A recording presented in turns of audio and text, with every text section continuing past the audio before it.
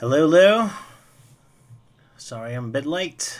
Bit of technical difficulties. Hence the beautiful screen my wife made for me. Isn't it wonderful? Nothing says technical difficulties than Green Hill Zone. Really brings me in the mood of disaster.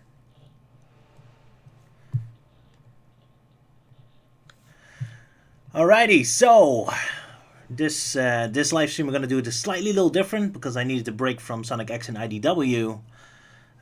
Because I had my own personal stupid little challenge. I'm gonna regret that I want a little skit based on every single Sonic X episode, but I was too short, so I had to finish those first. So I want a little bit of break before I draw on all the projects I still have to catch up onto. And besides, I still had a Dissected to make, because a long time ago we made a Sonic Dissected based on Sage, the annual Sonic fan game, like release exposition. But we've only made part 1, and I never made a part 2 because I ran out of motivation or time, or a whole bunch of stuff happened, and I wasn't very happy with the script anyway. I'm still not, so I'm not super proud of the video, but hey, I finally finished it, and before Sage 2021 happened, so that's great. We wrote the script and did most of the voices last year, so some of the references are a bit old. Because, yeah, the video lay in the fridge for a very long time. But yeah, I finished it, and hope it's still worth looking at. So that's what we're going to do. And after that Dissected is finished, it's about 45 minutes, then I guess we'll start the usual chat for a bit, and Luke and the captain will join me, and then we just have a bit of an after party or something. I don't know, it's the first time I have a premiere of a video of mine like this. So that'd be fun, I hope. Maybe. But yeah, so I guess I'll just get to the video. And I haven't had much time to test it yet. As usual, this has been a last minute project again, because man, the past 2 weeks have been very busy and difficult for me. I had a lot of trouble. And this Dissected was literally finished a couple minutes before we went live, so I haven't even checked if it's correct. So if something went horribly wrong with the editing, I'm gonna be horribly embarrassed. Oh well, not different than usual, I guess. So enough wasted time, let's get to it.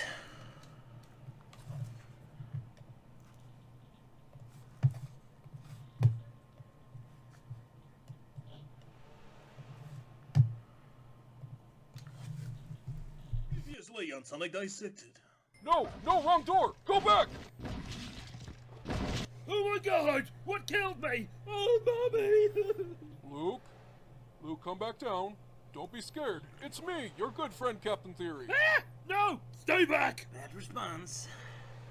Well, I guess that's enough for spin-off games for now. We'll wait till Luke calms down.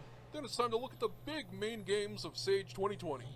And now part 2 of Sage 2020. And welcome back. Well, a little game like that won't keep me down for long. Yeah, only 6 months or so. I was talking to the audience. Oh, well, while I was hiding, taking a short break, I heard some Sonic news. It seems Sega dropped a big hint that Sonic Adventure 3 may be coming.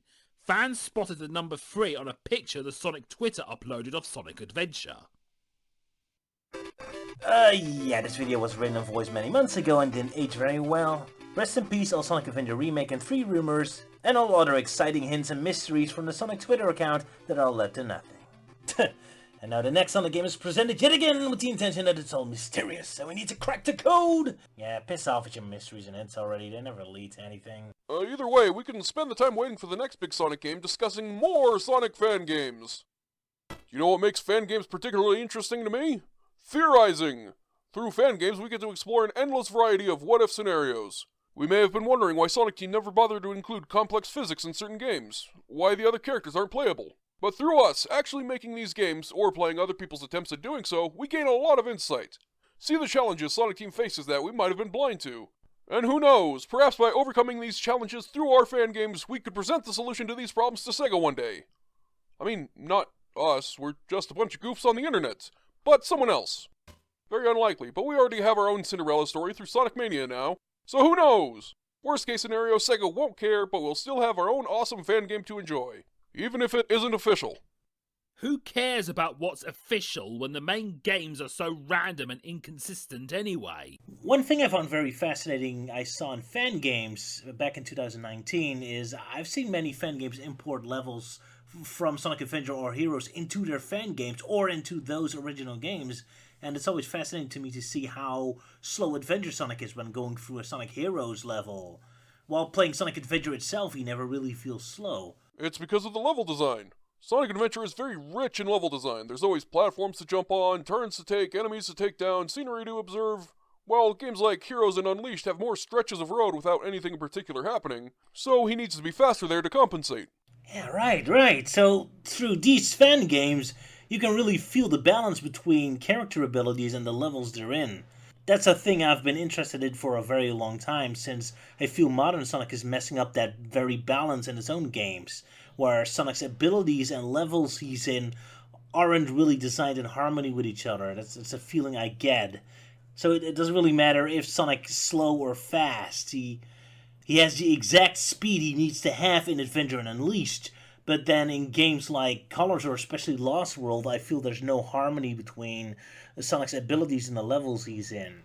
There's a lot of complaints that Sonic is extremely slow in Lost World, but I don't think a slow Sonic in and on itself is a problem. Put him in the more richer design levels and he works perfectly fine. I'm sure if Lost World Sonic is put in a Sonic Adventure level, he worked like a dream. It's when you put him in these giant empty levels where it takes forever to get anywhere and there's nothing really happening. That's where Sonic's slowness really starts becoming a big issue. And it's thanks to fan games that we can really explore this, and perhaps even fix it. There are plenty of mods already to fix the physics of many Sonic games. And we need thousands of them to clean up Sega's mess. And that's the typical thing people say when seeing those fan games. Yeah, much better than anything Sega does. To be fair, I've seen other fans hate that sentiment, and I can't blame them. Most fan games are more clumsy and unfinished than even the worst Sonic games. Yeah, I guess we have to address that first. The rivalry between Sega's official output and the fan games. First of all, we have to remember to be grateful at Sega for letting us do this. Nintendo and Square Enix would have shut down all these fan games in a heartbeat. So hey, credit to Sega where it's due. And obviously the official Sega games have better quality and production values than most fan games. And they better. I mean, it would be really sad if they can't even compete against hobbyists. Extremely dedicated and talented hobbyists. I think this whole fan games are better than Sega's games discussion is mostly to do with game design philosophy rather than the actual quality of the games, though. We have a very specific idea what a Sonic game should be like, so that's what we create fan games to achieve. Sonic Team seem to be more interested in innovating graphics and gameplay for graphics and gameplay's sake, with the Sonic brand being attached to their legs like an anchor. I rarely get the idea they're particularly passionate about it or really want to explore the Sonic universe itself. And not just that. I'm sure Sega, as a business, is more concerned about the money, chasing the latest trends and fashions to be represented, than just sticking the Sonic brand to the results as a crutch. Oh, right, yeah, of course. So there's that angle as well. So neither Sonic Team or Sega are particularly interested in making a Sonic game for the sake of being a Sonic game. All while fan games are searching for the motherlode, the ultimate Sonic game, enhancing the previous games or following a direction they wish Sega did, right? Hence why, in the end, Sonic Team's games are better in most regards, more professional, easier in the eyes, more solid, made by bigger and more experienced teams, better balanced, and yet I got more hope and interest in fan games as they're actually making the goddamn games that I want, while Sonic Team's just dicking around with some stupid gimmicks. I mean, what's the next trend they're gonna follow? Overwatch? That game's a million years old now. Surprised they never jumped on that bandwagon yet. They tried, by imitating the in-game store system. Re-releasing old classics is trendy lately, so I'm expecting the Sonic Adventure remake announcement any day now.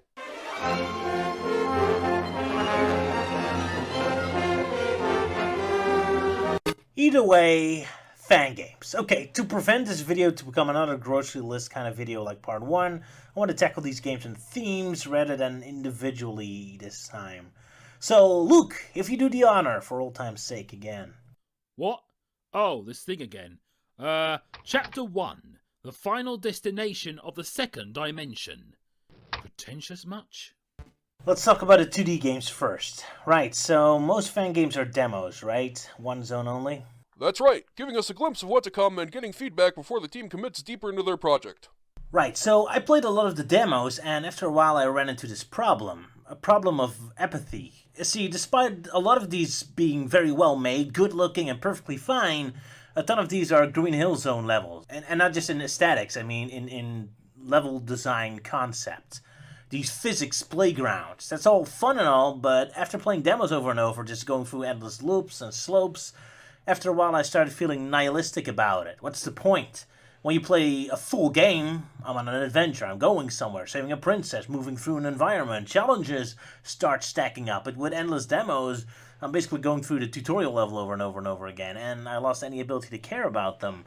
And that's sad, because there's a lot of perfectly good work being done, but I play these demos, and I can't muster up any thought but, yeah, that's another perfectly fine working Green Hill Zone. Good for you. It's like, what's the point of these demos? What are you showing to me? There's no groundbreaking new discoveries or a crazy new concept you're demonstrating. It's stuff I've seen before, and while I have no problem with it, by all means have another fun little Sonic 2 style game, but just have a complete game. Don't have a demo, because I know there's already an engine existing where you can make these levels with relative ease. I mean, I'm sure the fan games had a lot more work put into them than I realized. I never used the engine myself. But still, that's kind of the point, right? With going through the basics again, I don't even know what I'm supposed to be looking at, what I'm supposed to realize I'm supposed to be impressed with. What are you trying to impress me with? That's not really fair. A lot of these demos do show off new, never before seen details. Take Sonic Quantum, for example. It's obvious that a lot of care went into this game by the tiny details. Sonic holds his breath underwater, the bosses become more visibly damaged the more you hit them, incredibly fluid animation. The enemies all have unique designs, even Eggman himself, who looks like a weird mix of classic, modern, and boom Eggman. Plenty of great stuff they can show off. And have you seen Sonic Galactic? It has a new mole character. It's amazing how he hops onto ceilings, creates a whole new dimension. Oh yeah, Galactic looks great, plays great, a lot of work put into it. And Sonic Quantum, definitely, very good. Love the little 3D effects in the backgrounds. And yet, after playing it, the only impression I had of them is, here's yet another Green Hill Zone physics engine. Not all of them use Green Hill Zone. Look at Sonic Genesis Blast. Is that a unique look for a Sonic Zone or what? Perhaps a little too unique. It's sometimes hard to look at aesthetically. But once again, unique design touches I've never seen before. Look how satisfying explosions are with the bright light and slight shaking of the screen. It's too bad the game feels a little unfinished. The boss fight ends by just cutting to black and dropping you in front of the goal, as opposed to having the boss arena being a looping area that ends when the boss disappears. It could have been a contender if it was a little more smooth. Now, when I say another Green Hill Zone, I'm not just referring to the level theme, although that one popping up over and over is also not helping. I'm talking about the level design style, physics demonstration, a playground. But true, I'm a bit harsh. Indeed, there's quite a few little gimmicks I liked in the demos. I love the palm tree gimmick in Sonic Robo Blast 2D's reimagining. I always thought something like that, hang on a palm leaf and it launching you in the air in the opposite direction, would be cool, and would have been something I'd implant in my 3D levels if I knew how. Not to mention the boss fights are all a spectacle in these demos, and perhaps the main attraction in most of these games. But we'll get to boss fights later. But here's the thing, with a 3D game, we haven't found the ultimate Sonic yet. All the 3D games we had so far, official or not, have still been very faulty. So with those, I'm a little more interested in seeing physics engines and tests, because it's unexplored territory. But with the 2D games, we know what a good 2D Sonic game should be like, so I don't care as much about a demonstration here. And sure, you can say, hey, it's just a game, it's meant to be fun, and not some bigger demonstration of the discovery of a new gameplay masterpiece. It's just for fun. Sure, I agree. Problem is, only for a fun game, it eventually needs to have a tighter point, specific challenges, level design, adventure, story, the feeling you're going somewhere, doing something, overcoming challenges. Without those, it starts to feel empty, and as much as I love a fun Green Hill Zone level at the start, if that's all I get over and over and over and over again, it starts breaking me.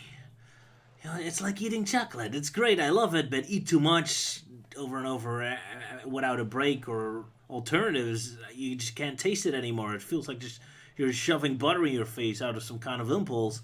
Oh, I bet you're very familiar with that situation. Know what I mean? Yes. Shut up, Luke. I barely get to talk and he tells me to shut up.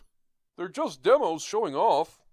Showing off what? Look, we captured Sonic 2's physics again? Oh, wow, great, again.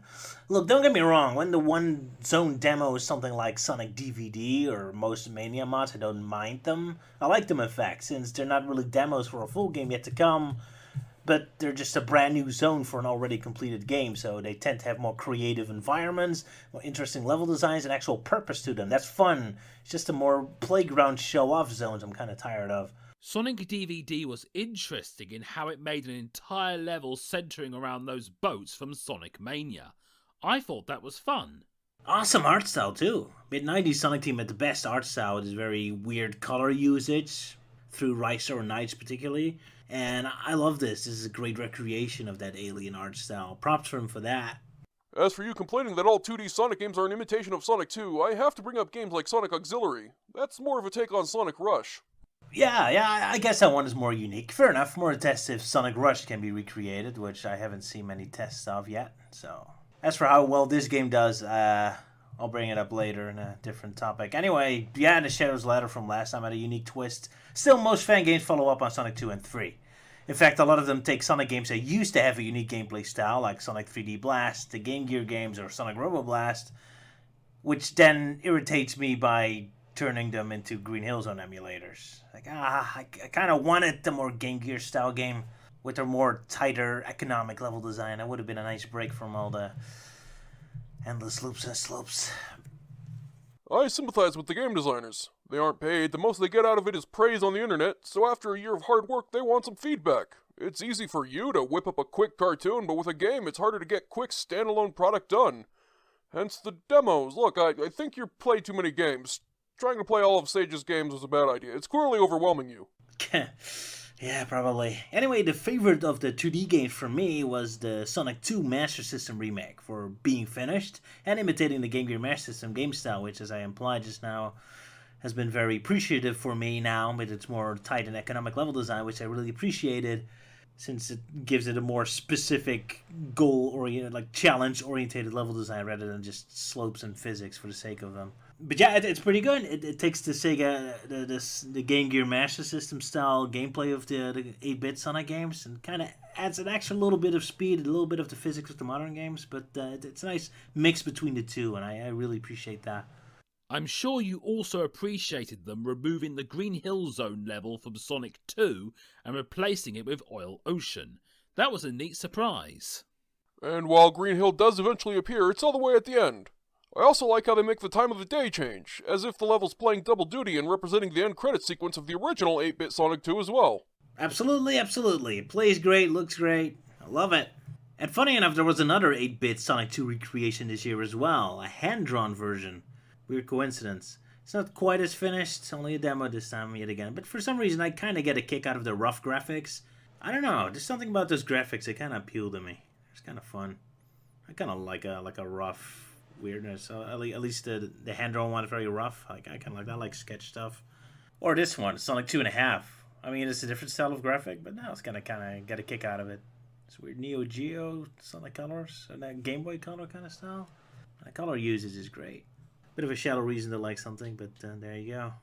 And I suppose I have to bring up Sonic Frenzy Adventure for being the second, and as far as I know, only other 2D Sonic game in Sage 2020 to actually being complete.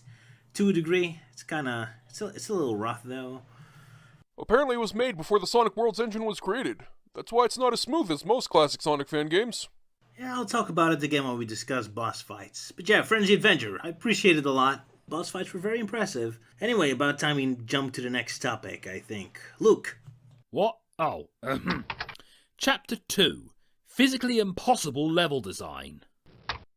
Wow. 3D games are coming a long way in fan games. They're very complex now, being able to recreate complex rolling and pinball physics and all feeling like advanced versions of the Adventure games, Boost games.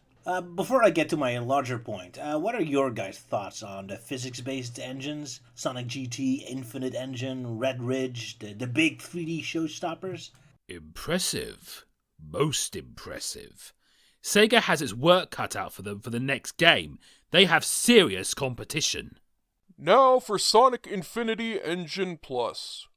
Where do I even start? It has so much potential. I would legitimately want to make a game out of this if I knew how. Practically everything about it is taking a core concept from modern Sonic games and greatly expanding upon it, opening up so many opportunities for amazing level design. Oh, really? Combat alone has so many options, the most fascinating to me being the homing launch, where Sonic blasts an enemy in the air and follows up. This alone creates all kinds of possibilities, like hiding secret paths in high places or going Devil May Cry on some tough enemy. The homing chain is a huge improvement on the idea of the focused homing attack from Lost World. The Tomahawk Spike may just be my favorite mechanic ever added to a Sonic game. It is so fun and so rewarding and opens up so many possibilities. The Meteor Crash is just plain badass. Homing Wrecker takes some getting used to, but it's a great option for tougher enemies. The Perch, as the game says, is fun. It fits Sonic's attitude, and that's all it does. The game does make you feel like a badass, yeah. The fighting is a lot less cumbersome than it was in Heroes.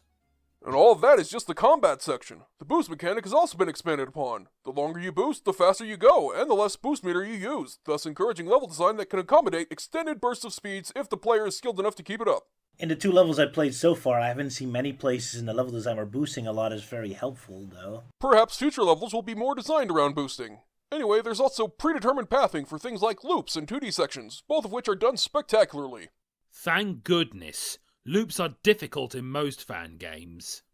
I didn't really enjoy the loops in the Infinite Engine. In the Metropolis demo I played, I always skipped the damn loops. They were a pain to go through. Although maybe that was just that level. And why 2D sections again? Why? Well, this being just a game engine, I suppose they just want to add more options for the people who want to make their own levels. It's because precision platforming is harder to do in 3D gameplay, while 2D gameplay limits how far ahead you can see, giving you less time to react when you're blasting through at full speed. Games like Sonic Unleashed switch back and forth so that your brain knows to expect either intense speed or precise jumps. Plus, that's not even mentioning that there's other playable characters. There's also Wisps, which I don't care for, but are there for anyone who wants them. If your 3D game requires 2D gameplay to make the levels work, wouldn't it just mean your core game engine is broken? Hey, I made this car racing game, but you shouldn't touch any cars for the most part of the game, otherwise it won't work. Right. Still, the 2 levels I played barely had 2D sections, so whatever, I shouldn't complain anyway. It's just an option. Nevertheless, yeah, very impressive engine. I love it. Metropolis looks amazing.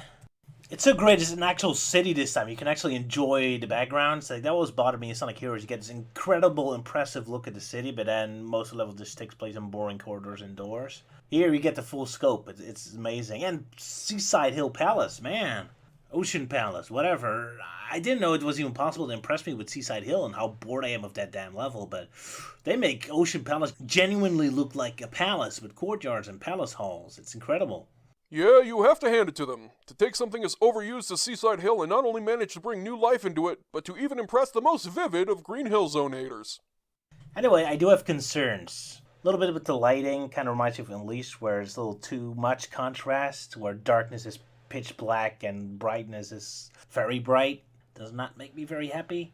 Also, Infinite Engine is built like a boost game, yet it has a lot of more precision areas and small spaces where it becomes a bit of a nightmare. I particularly remember a section in a cave where you have to find a switch, and it's a horrible nightmare. Game Engine is not really built for small interior locations like this. The wall jumping and boosting and all these fancy moves keep getting in the way of just navigating such an intimate environment. When that pathway is getting smaller, I notice the engine has trouble keeping up too, especially with the loops in Metropolis. And don't get me wrong, I love intimate locations. That's why Sonic Roller Blast 2 is usually my game to go to. Can do a lot more intimate platforming. But yeah, this engine is not built for that sort of thing, so yeah, you need big, broad, open areas. Which brings me to Sonic GT, and that is all about big, giant, broad areas. And man, Sonic GT is something else. I was a little worried last year. I saw some Let's Plays. People could launch Sonic so high up in the air they could skip huge parts of the levels. But this year the game has its feet more on the ground. And there's even a mini storyline this time. And boss fights. It's starting to shape up.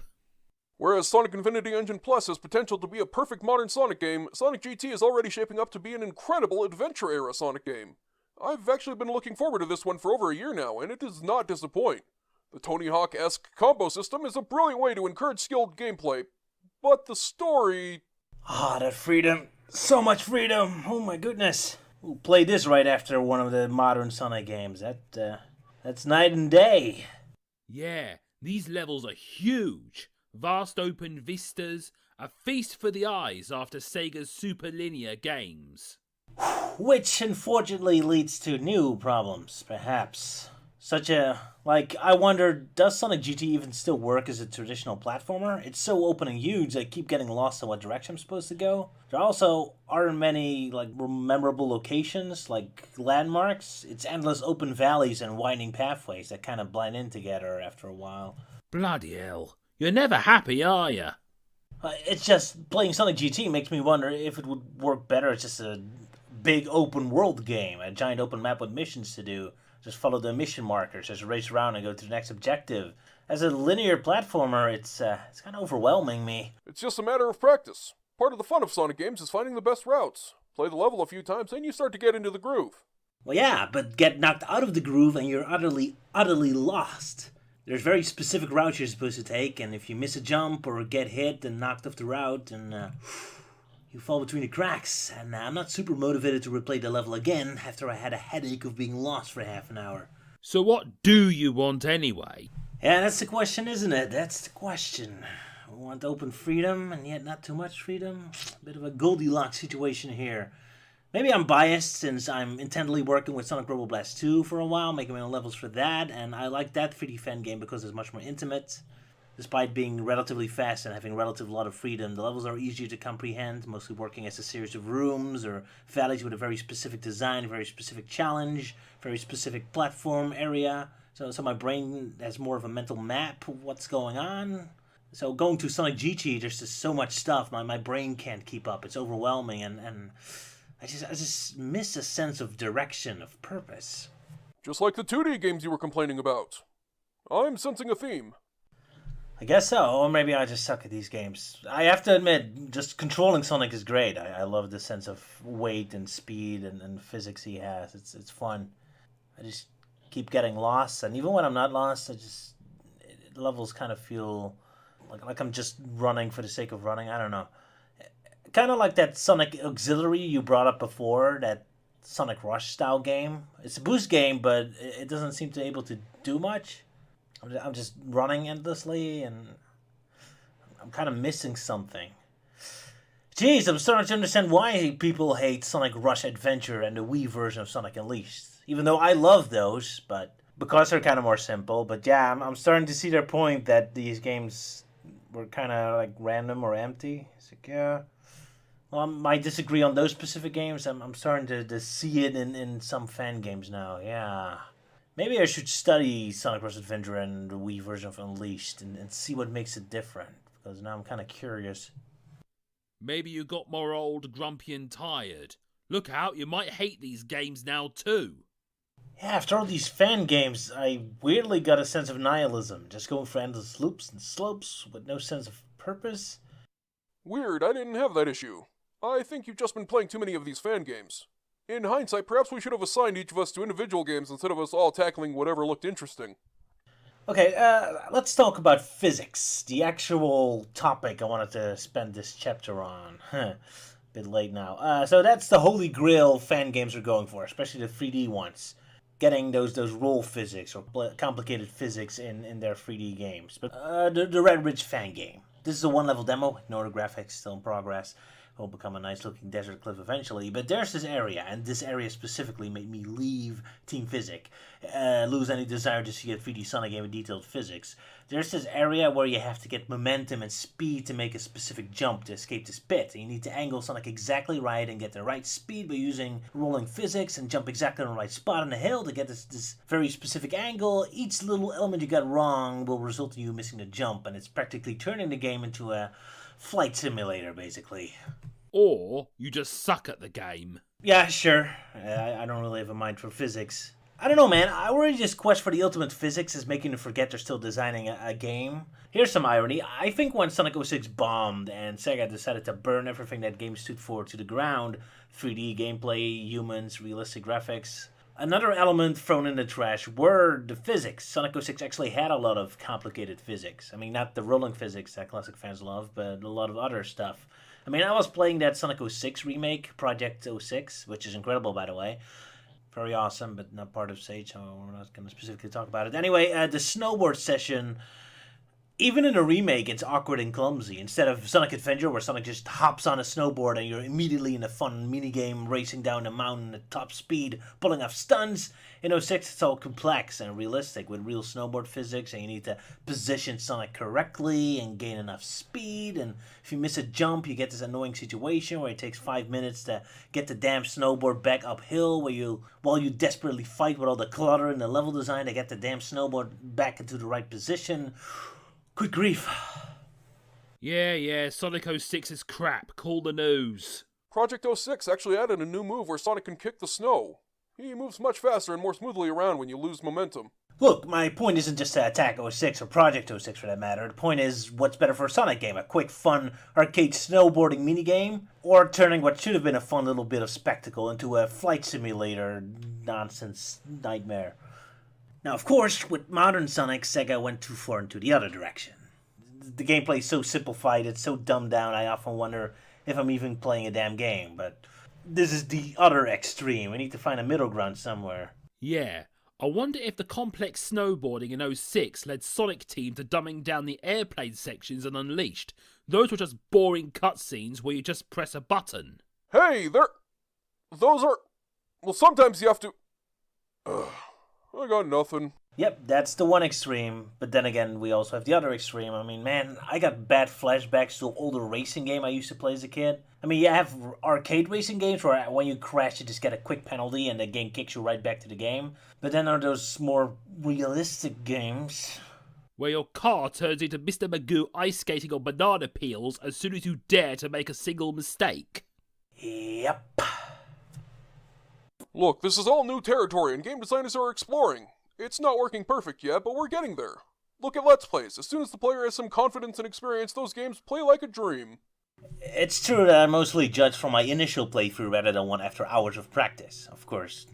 Of course, that initial playthrough has to be pleasant enough, otherwise no one will bother mastering it, although people are, so I guess it's my problem. Still, nevertheless, this is why I wanted to look at these games, to see what happens when you try to add complex physics into a 3D Sonic game. And I have to admit, it is much more of an enormous joy to control Sonic through these levels, especially in GT, more so than any official Sonic game, so they're onto something here. Sonic really controls very well, and it's fun to move around these levels. I'm just really concerned about level design. When you make Sonic this fast, this powerful, this agile, you lose control as level editor because a Sonic of this magnitude can barely be contained by any kind of specific level design. And when you try to force complex level design on this Sonic, the fun factor takes a huge dive as the complex physics makes it very hard to do any precision platforming. As such, you would need to use crutches again, either arcade-style simplification or, like Sonic Team's official games do, rely on 2D gameplay. Well, have you played Adventure Pack Season 2? That one had much more complicated level design. Yeah, it looks like a Zelda temple. I love the atmosphere. Look at that water. It looks very beautiful, incredible graphics. Although yet again, the extreme lighting contrast doesn't make me very happy yet. And the rain drippings across the screen is also not really appreciated in a fast, quick reaction game like Sonic. Nice as it may look. But yeah, it looks fantastic. And much more complex level design indeed. But it plays awkward. Besides some more road areas outside, the interior sections of the level miss a sense of direction or flow for me. So much that I sometimes wonder if the levels were even made for a Sonic game, but weren't just literal Zelda levels imported into this engine with some random springs thrown in. Wow, you're hard to please, huh? Speaking of Zelda and level design, there's this one fan game, Tails Adventure Armada. Apparently trying to be a 3D sequel to the Game Gear title Tails Adventure that was more of an open-ended puzzle game. This new one is an extreme alpha, so there isn't much to say about it yet, but I do want to point out the level design. You start out on the beach, and right from the start you see this big mountain in front of you with all these pathways leading to the top. That's great communication to the player. You immediately get a sense of purpose, direction. I suppose you want to see more like that. Well, ignoring how extremely alpha the engine still is, the level design is interesting, yeah. Starting on a more neutral empty area with eye-catching towers and roads in the background. Guess it helps with adventure games when environments are more there to tell a story. Hey, this is a beach. Hey, there's a mountain over there. There's a tower over there. Rather than just endless same-looking plains. Guess that's the problem with the fast Sonic. He covers so much ground and environments, it'd be ridiculously hard to keep the environments fresh with new twists, new visual hooks, since that would require an insane amount of resources and assets, and only a complete moron would design a game like that. Which makes me wonder how many other rules I complain about in this video that I'm guilty of myself. But anyway, We'll see how this goes. Still somewhere looks very interesting to me. Yes, it seems to be going more into the slow exploring kind of 3D platformers like the old Rareware games, which I'm not a big fan of. But yeah, it's probably not fair to compare this with the fast Sonic levels. It operates on different rules and logic. Hope the end product won't be too confusing with luring the player with too many eye-catching bits. Well, you can't blame the Tales Adventure game for that. The original was a giant maze, so it's just following in its footsteps. Yeah, indeed. But yeah, Sonic GT, Infinite Engine, Red Ridge, they're all very high quality, impressive fan games. They put a lot of work into it and I did enjoy them. They just make me kind of reconsider if this style of gameplay would work for Sonic's future. Although, of course, as fan games in and on themselves, they should be whatever the designers want them to be as individual products. That's the fun of making your own game, after all, to see your own vision on screen. But I'm looking at them specifically with the idea of what would it be if Sonic Team would do something like that, and in that regard, there's a lot to think about. But yeah, let's move on to the next chapter. Luke. Alright. Chapter 3. Boss Fights. No fancy name this time? I really noticed a huge emphasis on boss fights this year. I was impressed. Yeah. You didn't put any bosses in your little level pack, did you? I suck at programming. It's always fun to see programmers put a fun new twist on bosses. It's incredible that they're still capable of coming up with new bosses we've never seen. I already praised Sonic Quantum for having bosses get visually more damage as the fight goes on. It's all very creative. Yeah, it's kind of funny. Back in the old days, I didn't really care for boss fights, but with all these fan games, they were always my highlights. I guess because there's more of a tight design going on here. Boy, there was this boss fight in Sonic Stranded that nearly gave me a heart attack. You're playing the game, and suddenly, Giant Metal Sonic! Sonic games manage to scare you surprisingly often, huh, Luke? Yeah, ha, funny. I love that. I love bosses that suddenly create a shift in atmosphere. Ooh, now shit's getting real. I also want to bring up Frenzy Adventure again, that managed to have a very involved boss design with some mild puzzle elements. Really recreates that same style of boss fights from Sonic CD and Sonic 3, which I've seen few other fan games try. I'm so happy they made Knack the Weasel, or Fang the Sniper if you prefer, much more involved in the Sonic Triple Trouble remake. He felt a bit wasted in the original. Or Snively in the Sonic SatAim-inspired Sonic Transitions. Always fun to utilize the supporting characters for boss fights. Oh yeah, I forgot about Sonic Transitions. I always wanted to see a Sonic SatAim style platformer. That would be great. But yeah, back to bosses. So I said bosses are always a highlight for me. Well, might have been an exception to that. Sonic GT also had boss fights, and this boss fight, I hate it. I hate it. I hate it. I hate it. I hate it. I hate it. I hate it. I hate it. I hate it. I hate him. Hate him. Hate. Well, there goes the optimism again. Do you know how long I played Sonic GT? 6 hours, out of which 5 hours on this boss, because it goes on and on and on and on and on and on and on and on and on and on and on and on. The Sonic GT bosses do indeed overstay their welcome a bit. See, it has that Sonic Boom Shadow Crystal style difficulty, where something is extremely hard, not because it's actually hard, but because it's incredibly boring. And my brain goes into a goddamn coma when I'm halfway through the boss fight, because it goes on, and it takes nearly half a minute before I can hit it, sometimes twice if I'm really lucky. You know how many hits it takes to take him down? 20? 25? I don't know, I never beat this thing. I just try to hit the damn thing in midair, but I never seem to be able to hit it. During the attack phase, you can only hit it during the specific cooldown moments, not helping that surviving relies on you being incredibly lucky with a finicky physics system, as sometimes you're fighting against it and win is that easy, but sometimes you just get knocked out like a helpless ragdoll, and I hate this boss. And the worst thing of all is, look at him. He doesn't even look like an epic boss. He looks like a Batnik I should be able to kill in one hit, but instead it's the hardest boss I ever faced. Right. Let's move on to the next topic then. Chapter 4.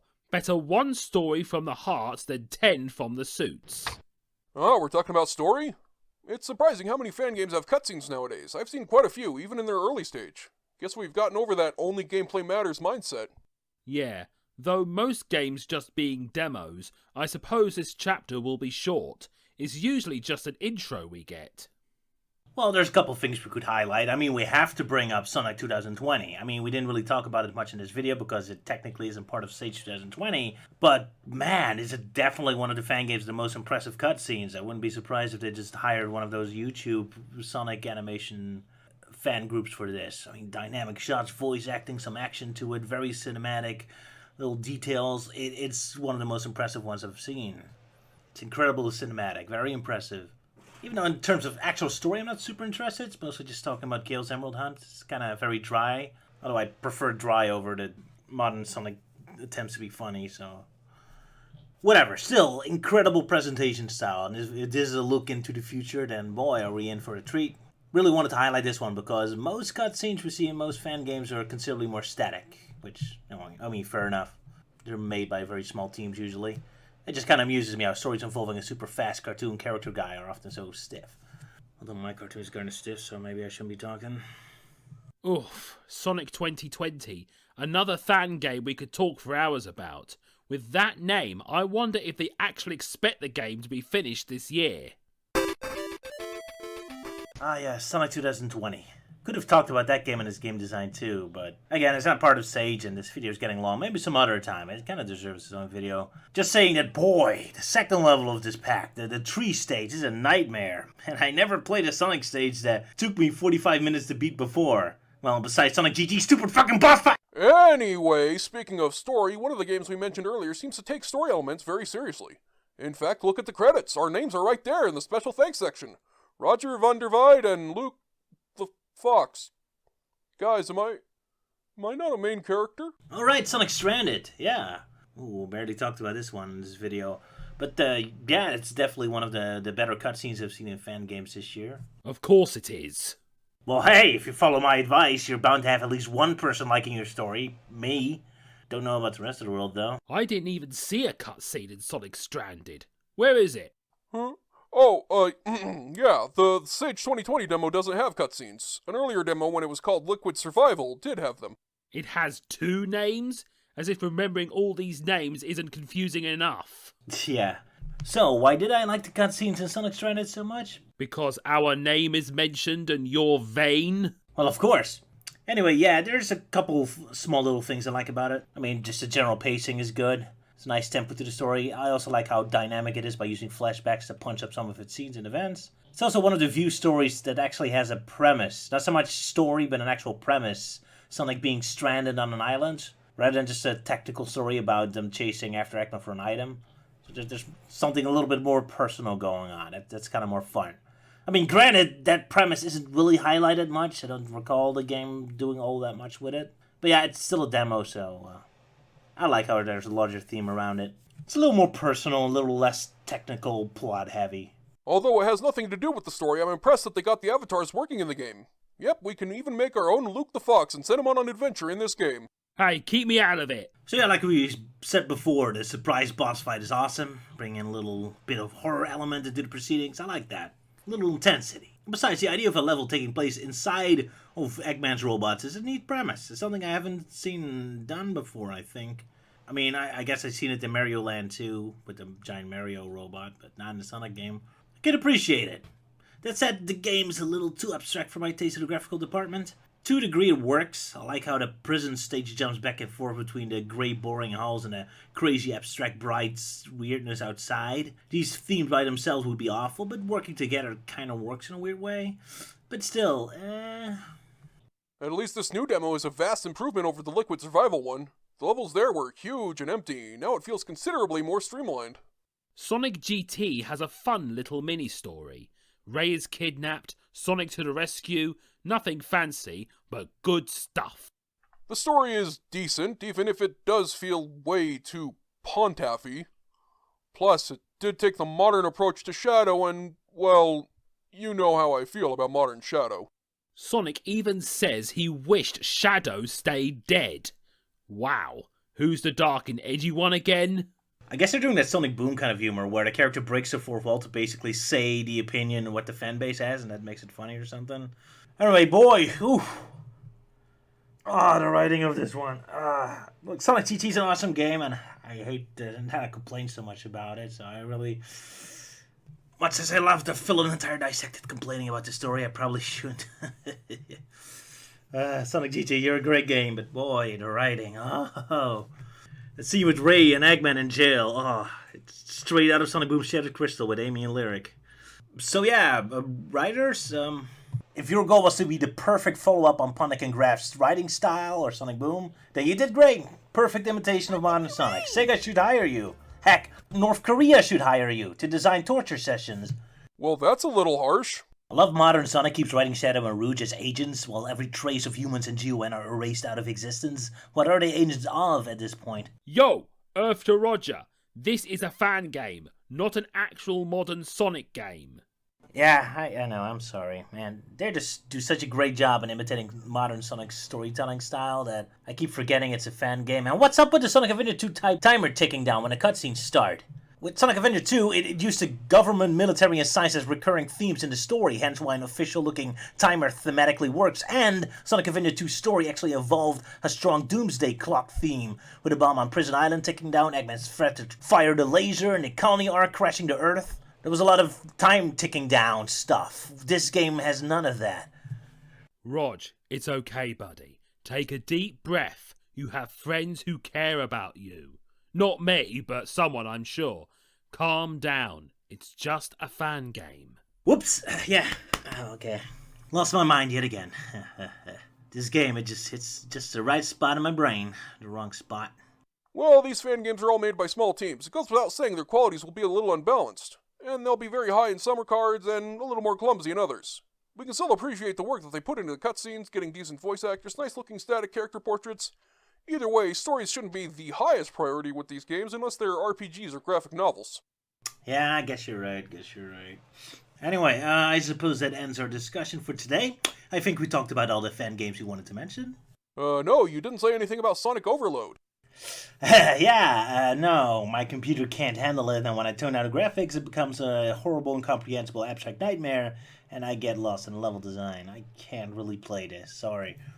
Well, I think it looks very promising. Add some fluid but challenging level design, and it could easily be the basis for the next Sonic Unleashed. Sure. There's also Virtua Sonic, the virtual reality Sonic game. You like 3D games for their immersion, right? So why aren't you playing the virtual reality game for maximum immersion? Because money doesn't grow on my back. Do you know how expensive that fancy stuff is? Not to worry, friends. I have access to an Oculus Quest. I'll let you borrow it, but first I'll give my thoughts on the game. Come along! See, Virtua Sonic is really neat. I doubted that Sonic could even work in VR, but the developers have actually managed to pull it off expertly. Now, I don't think it's perfect, and I'm having some slight technical difficulties, but those seem to be on my end. Well, keep your slight technical difficulties on your end. Stop pestering me with them. I sometimes have a great deal of trouble jumping, and even more so pulling off reliable homing attacks. But that may just be the VR system I'm using. Also, turning with the joysticks isn't great since it always turns you 180 degrees. So if you need to make a 90-degree turn, you have to physically turn yourself, which can get you a bit tangled up if your VR system has wires, which most do. It could get your friends and enemies tangled up in your wires too, as demonstrated here. Keep your stupid virtual garbage away from me. I think if there was options to allow turning via the joystick and maybe buttons for jumping and homing attacks, this would be just about perfect. For now, we'll just have to manage with more unreliable control. So, who wants to play next? Oh. Yeah, it is perfectly normal to get a little motion sickness with virtual reality, but usually you have to be wearing it first. Oh well, I suppose I get to do the outro once again. Goodbye, friends! Let us know in the comments if we missed out on some great fan games. Happy gaming!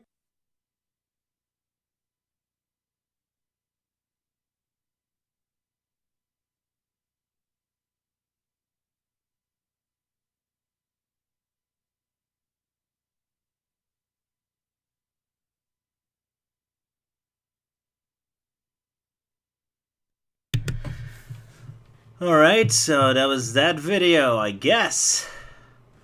Hope you guys enjoyed it. I guess it's time for our after video debate talk. Let's get the other boys in here. Let's look all drawing.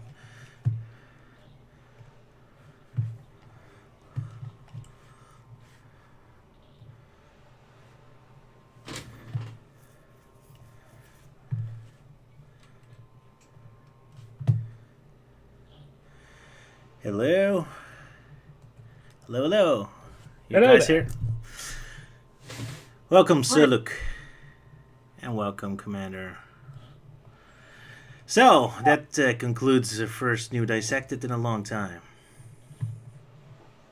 Yeah. It was, boy, that was a long time ago we recorded that. Yeah, I'm sorry. I haven't been in a very good mood for a long time. I wasn't very happy about the script. But yeah, there it is. It's a bit of a sour pass in it, but there we go. I'll feel bad about complaining about fan games. I mean, they're just, hobbyists just like me. And I'm probably guilty of a lot of things myself, but I'm accusing them of.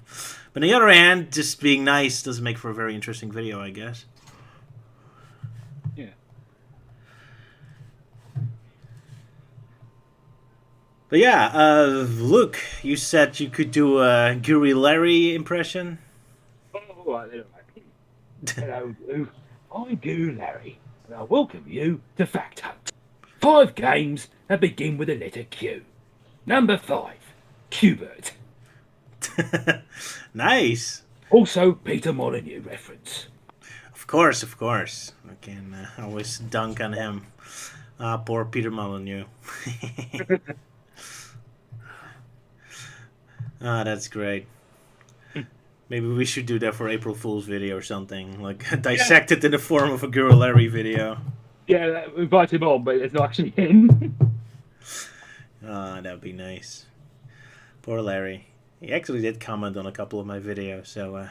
but then Yeah, I again, remember him commenting on your Channel Awesome parody video. he sure did. My big moment of pride. I guess.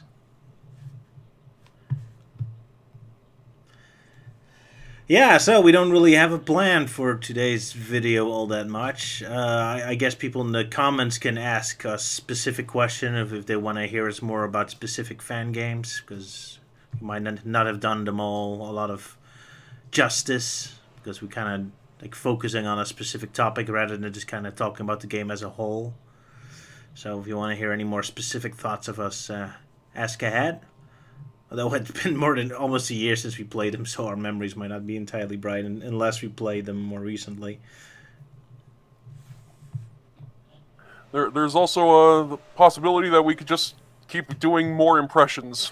That's also a possibility, so you're free. We're just having a party now. You want to do impressions? Yeah, not good. Go ahead. What are you going to do? I don't know. Just give me a character name or something, and I'll try and see if I can do it. Oh, you want the people in the chat to Oh, ask? you're doing impressions without me then? Oh, you're going to you do go. impressions? Okay, Melting Man, hi. Hi. We're all going to do impressions, except for me. I can't do impressions. I'm terrible. Yeah. Well, you said do an impression, so I couldn't resist joining in. Fair enough. And the thing I said I wasn't gonna join. Oh well. There you are. Let's. I think I mentioned before I could try and do a decent. Yeah, Luke once said that I did a decent Guru Larry impersonation when I posted some outtakes from our first co-op episode we did on Forgotten Media. You're going to do a Guru Larry too? Oh boy, then we have a Guru Larry versus Larry video. Cockney geezers. Well, okay, let's see. I recently drank some milk, so hopefully all the phlegm has gone away here. So yeah, word of advice, kids: don't drink milk or any dairy products before you do voice recordings. Okay, anyway, here we go. Hello, you. I'm Guru Larry, and I welcome you to Fact Hunt. 5 times I have completely bashed Peter Montague. You good? There you go. Alright, thanks.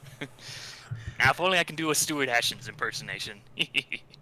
You actually kind of sound a little bit like Phalus naturally. Okay. The same dry sarcasm, you mean? You think that's surprising? You should see my Gilbert Gottfried impersonation. What, really? Gilbert Gottfried? The Iago guy? Yeah, the Iago guy. It's been a while, so I'm just gonna quote one of his lines when he voiced Santa Claus from the Grim Adventures Billy and Mandy Christmas special. Alright. So it's near the ending bit. So it's between you and me, this has been the 5 or 6 times he's turned me into a vampire. But I always return to my jolly old self. Ho, ho, ho! Ho ho! Nice. Holy shit! That was really good. Nice. I did not expect that. It's the most clean Gilbert Gottfried bit I could do, unless I want to do like the 50 Shades one. Better not do the aristocrats joke. But Captain, you wanted to do impressions? Let's Yeah. So his Gilbert Gottfried impression reminded me I kind of do a decent soldier from Team Fortress 2. All right, show Ooh, off. nice. I'm gonna have to move my microphone quite a ways away because it's really loud. If fighting is sure to result in victory, then you must fight! Sun Tzu said that, and I'd say he knows a little more about fighting than you do, pal, because he invented it. And then he perfected it so that no living man could best him in the Ring of Honor. Nice. That was intense. Yeah. Yeah. Rest in peace, Rick May. Oh yeah. That was really bad. I'm sorry. Speaking of TF2, I've actually can do a decent scout impersonation, which is ironic because I used to cosplay as Scout when I used to go to some anime conventions. Well, that's Well, not that- ironic. That's just useful. But yeah, go ahead. Yeah. Let's see, it's been a while. So let's you order now. I'll throw in a second beating, absolutely free. Next time a wizard asks you to be his roommate soldier, you say no. Luke, can you also do Team Fortress 2 voice? Then we can have a parody or something. I think I could do this. The demo man is he's Scottish, so he's like, "What makes me a good demo man? If I was a bad demo man, I wouldn't be here talking to you, would I?" That was pretty good. And that was nice. So hey, Raj. Oh, have I you have ever to felt glue doing- you back together in hell. There you go. Yeah. So hey, Raj, if you ever feel like doing a Team Fortress 2 parody, you know who to contact for voices. Apparently so, yes. Oh boy. Well, as a matter of fact, I just happen to be a Twitch mod for the actual voice of the Scout, so I might be able to arrange something there. Oh, that's crazy. So you mean you have actual contact with the actual voice actors, or what? Yeah, I'm one of his Twitch moderators. Yeah, the voice of damn. the Scout. Yeah, he does these like Twitch streams and live streams. Yeah. All right. That's crazy. Yeah, maybe you should think about doing a Team Fortress parody. Though I have to play the game a lot more first. Yeah. If it's- Actually, the game itself doesn't really have much story. You mostly would have to stick to the official web comics, as they provide some rather crazy lore and explanation on why these two characters are fighting each other. I guess so. Yeah. Guess we'll just have Yeah. to. Yeah, go ahead. The comics are wacky good fun. I love them. Yeah. For example, like there's a moment where Soldier and Demoman are sneaking around, and Demoman peeks around a corner, but he doesn't see anything because he's only got one eye, and he's peeking with the eye that has an eye patch. Yeah, it still annoys me that Dark Horse Comics never finished that 7-part Team Fortress 2 story arc. Especially like the last one, it was so big, it was so getting that big, and then it ends on a freaking cliffhanger. I mean, sure, it takes like a couple years or so for new webcomics to come out, mostly just to advertise new updates. But this big ongoing story arc, yeah, it's been over 3 flippin' years since this issue 6 came out. Yeah. Well, I guess Team Fortress isn't really super relevant anymore. I guess it's time for Team Fortress 3. Ah, That ain't gonna happen, right? Well, Oh, these that- days TF2 has mostly been plagued by a serious bot problem. Mostly, random bots coming in, one-shotting kills, spamming with their mics, causing the games to crash. Yeah, I think there was an update to try and fix it, but I don't know. It's been a long time since I played TF2. Lack of variety just kind of started to bore me. Like, it kind of gets a little boring playing the same old maps on Capture the Flag and Control Point, Payload, yada yada.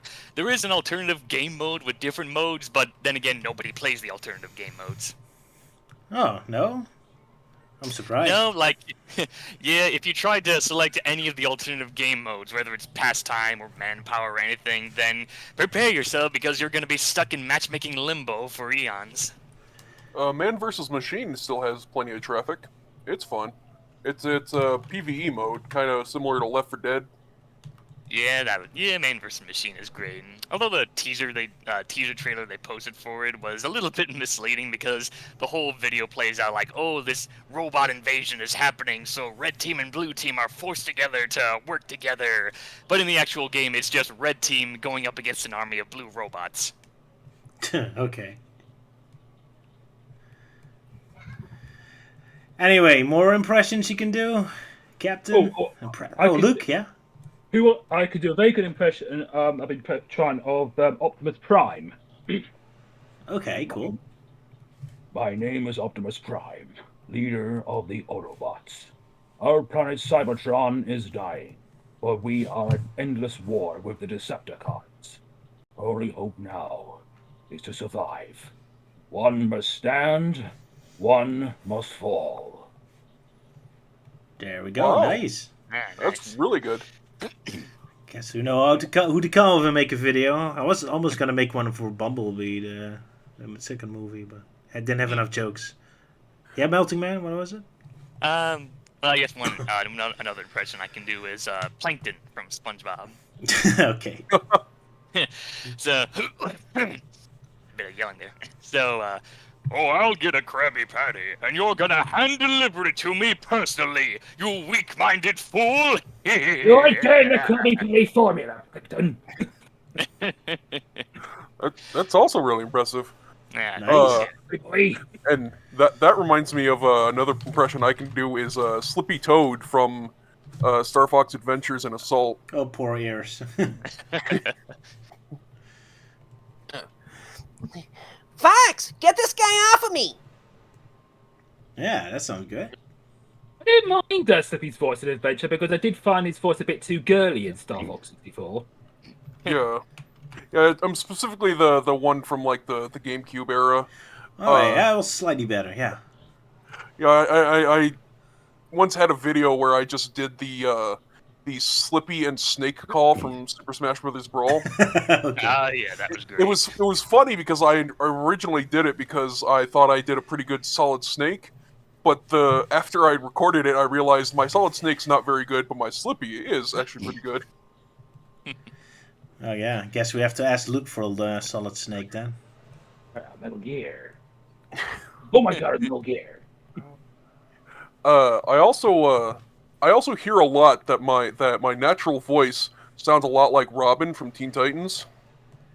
Which, like, I don't really hear, but a lot of people say it, so I guess I do that. Titans, go! Yeah, you Yeah, do I have can that hear it. anime Yeah. teenage boy voice. Yeah. Yeah. As for me, I remember, like, over the years I did Forgotten Media, the most common comments I got of how my natural voice sounded was I either sounded like Squidward from SpongeBob, Bert from Sesame Street, or Homer Simpson. Ouch. I mean, I can definitely hear Bert a little bit, but Homer sounds like a Ernie! stretch. Yeah. Oh yeah, Bert. Yeah, Ernie, it's another one of your crazy brainhead schemes or whatever. Oh, was it? Yeah.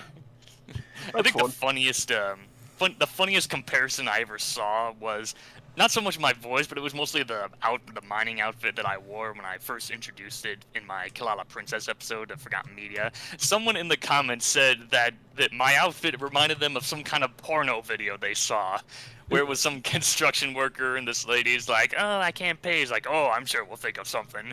And I never thought I'd get that kind of comparison. Oof. Is that a compliment? I don't know. I don't really consider myself attractive.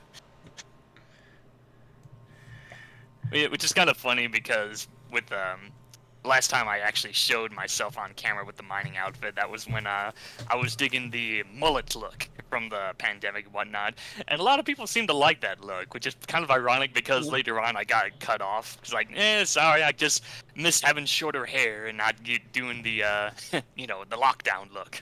You have the right body type for long hair, so you have the perfect hippie face. So good for you. So somebody in the comments asked if anyone can do an impression of the Tick. Anyone? Ooh, no. Boom! Geez, I don't know. I don't think I've The seen the map light. Tick. Oh yeah, the map light. The That's the map most I light. remember. Is that the thick from the 90s or the Patrick Warburton one? I think they mean the '90s one. That makes most Yeah. sense. Probably the cartoon one, yeah. And I can do impersonations, but Trying to think If of I what knew else I if I knew more Tick quotes, I could probably try it. But I never actually watched that show. how I've dare seen you, one sir? How dare you? I've only seen one episode, and it's the one with the dolphin. And the only joke I remember from that episode was said by Arthur, which was the dolphins can hold their breath for a long time. Yeah, well, so can the tick. I think the only episode I remember watching involving Chairface Chippendale about how he wants to do something to the moon. Oh right, yeah. Shoot his name in the moon or something. Yeah. The bad guy with a chair as a face. Oh, that show was crazy. It's just like Sewer for Jim, basically. I love it. But, yeah. Of course, there was also the classic YouTube poop Robotnik meets the tick, and I think I remember that one. Yeah, that was an old one. Yeah. Oh, it's pretty good. It's where the map light joke came from. Yep. All I right. know about it. Keep saying over and over. Let's see. I know one other voice impression that I'm used to do from RP was doing the Mad Hatter from American McGee's Alice. Oh, okay. That's a specific one. Okay. Yeah, it's a bit specific, but I'll just quote one of his lines from the first game. Count me to be among them. Accurately. I mean, honestly, that's the truth. Oh, I quite forgot. You and the truth are not on familiar terms. Thoughts? You fear much. A return trip to the asylum, for example. The memories that drove you there. More years and, shall we say, supervised hospitalization. Ah, yes, you fear much. Of course, all that might be avoided. That was a impressive voice, yeah. Unfortunately, it's been 2 decades since I played that game, so I don't recall what the original sounded like, but Yeah. it sounded Well, the impressive. Hatter's gone through like 2 voices. In the first game, he was voiced by, I don't know, I can't remember the guy's name. In the second game, he's voiced by Roger L. Jackson, and he does a really great spot-on impersonation of what the Hatter sounded like in the first game. That's pretty cool. Yeah, sorry, go ahead. It's funny you bring that up because another one I was gonna bring up but forgot was I do a pretty good impression of Ed Wynn, who was the original Mad Hatter.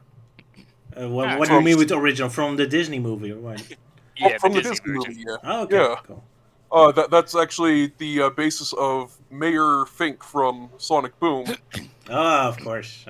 So And of course, he was the Oh, basis for King Candy and Wreck-It Ralph. Someone's asking for Jay Jonathan. Oh, yes, We'll do King that. Candy. that's actually how I started doing an Ed Wynn impression. Was I would impersonate King Candy, and then that just kind of worked backwards from there to get Ed Wynn. So All right. Ed Wynn's Mad Hatter was more like, Well, this clock is exactly 2 days slow. Kind of weird to think that even back then Disney was already hiring like famous voices, just like Jim. Yeah, sorry. Oh dear, 2 days slow. Oh, nice. Yeah. Someone's asking, so, yeah, that was Bill Thompson, I believe was his name, was the White Rabbit from Alice in Wonderland, who was also the inspiration for Fastidious Beaver from Sonic Boom, which is why I do a pretty good Fastidious Beaver. And why I always ask you to do Boom Villagers, yeah, whenever I do one of those cartoons. Luke, can you? Someone asked if we can do a James Jonah Jameson from Spider-Man voice. Can you do that? Yes, I want pictures of Spider-Man. What are you waiting for? Chinese New Year? Oh. Oh, that's the newspaper guy or something. Yeah, I could do Yeah. J.K. Simmons pretty well. You're like, I don't want pictures of Spider-Man, and I want it now. But basically, I could do, what was his name? Kate Johnson. I where he don't goes know if like, I could do that. You know I guess who I I could kind am? of. I'm the man who's going to burn your house down with the lemons. Oh yeah. I think I might be able to do a Cave Johnson voice, but let's see. Yeah. Greetings, sir subjects. Cave Johnson here. When life gives you lemons, make lemonade. Yeah. Nah, If I Luke is don't make better, the sorry. lemons, screw the lemonade. You know who I am. I will burn your house down with the lemons. Yeah, That's a my great best line. Cave Kate Johnson Johnson here. impersonation. Okay, let's wait some science. Guys, we have to take a short break. My wife wanted me to show a video because there's a project of Sonic CTM reanimated that she wanted to promote a little bit, so I guess we'll do that now. And in the meantime, you can think of more impersonations you can do, so this is just a short break. All right. Alright. Intermission. Intermission indeed.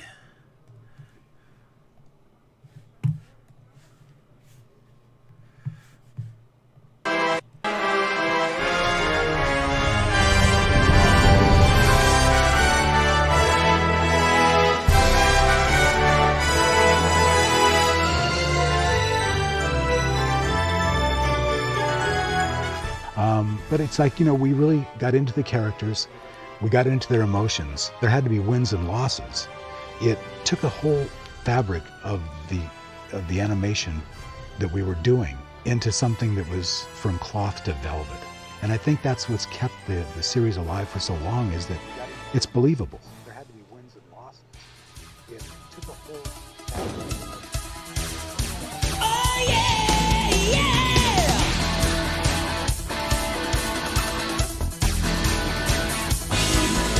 Gotta rock it, gotta juice it. I pop the sun up too cool.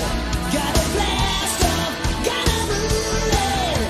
I'm burning way past cool. Take no trying, freedom fighter. I'm too fun and super cool. You know I'm burning way past cool. Man, that is a perfect 10. So yeah, it's a commercial for a different project that it's not mine or something. Although I did join in for one clip. Sonic Stadium Reanimated. Yeah, I think I've been seeing a few clips here and there from different animators on working on specific scenes. Yep. Yeah, I've seen Ewan's one of like where he tries to recreate it in a some sort of builder game with a car crashing into a wall. It's quite interesting. Yeah, Ewan is pretty good. It's too bad he doesn't animate more often. But yeah, so if anyone can animate, I guess we encourage you to join that project. Maybe I do a second shot myself. I don't have the patience to do animations and stuff. I'm more of a writer than an animator. Although you are working an animation program to make all those pictures, right? Well, that's just more of visual stuff. Like Gary's Mod, you can animate, but that's more of like a stop motion process, which I think I already mentioned in a previous live stream that, yeah, I did that once called Sniper Becomes a Brony, and it didn't do so well. But yeah, Source Filmmaker, that's more of the animation stuff, but I don't really use that for animation. I just use that for just taking snapshots, and that's it. Fair enough, fair enough. It's not easy learning 3D stuff. It's too complicated with all the shading and shadow effects I don't have to worry about in 2D.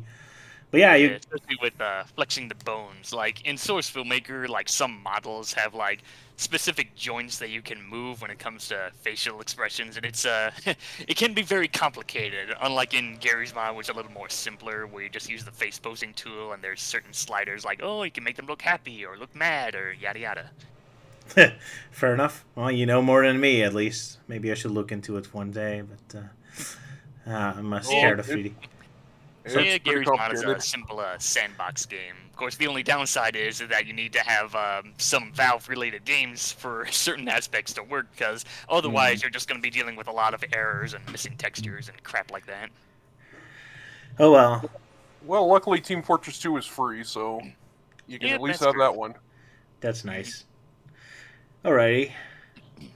And yeah, if I ever do a parody of that, I know where to get my voice actors at least. That's easy. Oh yeah, speaking of it, I thought of another one that I haven't done yet, and that's my impersonation of Dr. Neo Cortex, Oh. specifically the Lex Lang version. Of course, that's the best one. Go ahead. Yeah. So let's see. There's too many lines to think of. Let's hold on a second. It's like there's too many good lines from Cortex during Lex Lang. Okay, here's one here. Before you lies a cathedral of diabolical genius. Scary.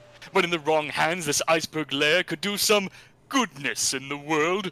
Of course, only I have the key. Observe. Keeps pressing it, nothing happens. Like, "Ugh, follow me. I know another way. Come now, as we explore a new dimension. It should have been 2 new dimensions, but we ran out of time. Very good. Too bad you very often lose the voice, but when you got the voice, it's very close. That was very impressive. Yeah. Yeah. And to think you could have had me in that Crash Bandicoot parody video. Sorry. Although the guy I found was also pretty good, so Yeah, I that's don't true. regret. That was. I know Luke did. I know Tanuki Luke was involved. Yeah, I know Luke was involved with voicing Dingo Dial in a Crash Bandicoot animation. Oh once. yes, Cortex's airship. I only did a few lines, but we were like, oh, all right, yeah, Dingo Dial here. That sort of thing. Nah, that's pretty awesome voice too. Yeah. I think the only Crash character I can do is Ripperoo, but that's not saying much. Yeah, it's not saying much because it's 'Cause- either the recycled laughing track from the original or the new one that they've been using. Maybe Yeah, you can so- also so do. Can't you do the voice? Sorry. It just goes. Nice. Oh wow, that's really good. That was good. Yeah, he was my favorite character in the original Crash Team Racing. Yeah. I still have the cheat code to unlock him memorized by heart. Ah, nice. What about the voice of the other professor, that more Igor kind of guy? Yeah, Doctor. Which Oh, one? Engine. Which Yeah, one? Engine. Embryo or Engine? Engine Engine. more, I think. Ah, yeah, Engine. Can't you do his voice?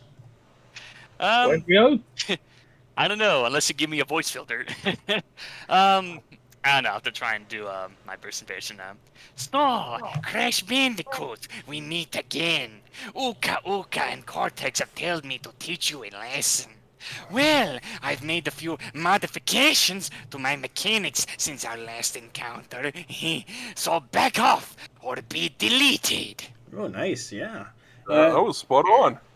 Ah, thanks. I was kind of going more of a Peter Lorre bit there, but yeah, he does kind of sound like Peter Lorre in some cases. Close enough. The typical Igor vibe. They're asking if we can do Simpsons voices from the show. I guess we get into trouble if we do the wrong race characters, though. Ooh. Well, as I mentioned before, some people said that my normal voice sounds like Homer Simpson, so I might as well just go with that. Let's go for chocolate ice trying cream. to Frosty milkshakes, or what was it? Oh yeah, that's kind of like when Homer sounded a little different. It sounded more like a "Let's go out for some frosty chocolate milkshakes," and in like later episodes, he sounds a lot more like a "Stay back! I got a chainsaw!" Yeah, I can kind of hear it. It's not a perfect one, but I did hear his I don't vibe. want to alarm you, but I think there's a boogeyman or boogeymen in the house. Hey. I could do Mr. Burns. Okay, go ahead. Who is that man, Smithers? Simpson, eh? Excellent. His name's Homer Simpson, sir. Simpson, eh? Release the hands. Right away, sir. Oh, I that's could my... also do Mo. I could try to do Mo, like Mo's Tavern.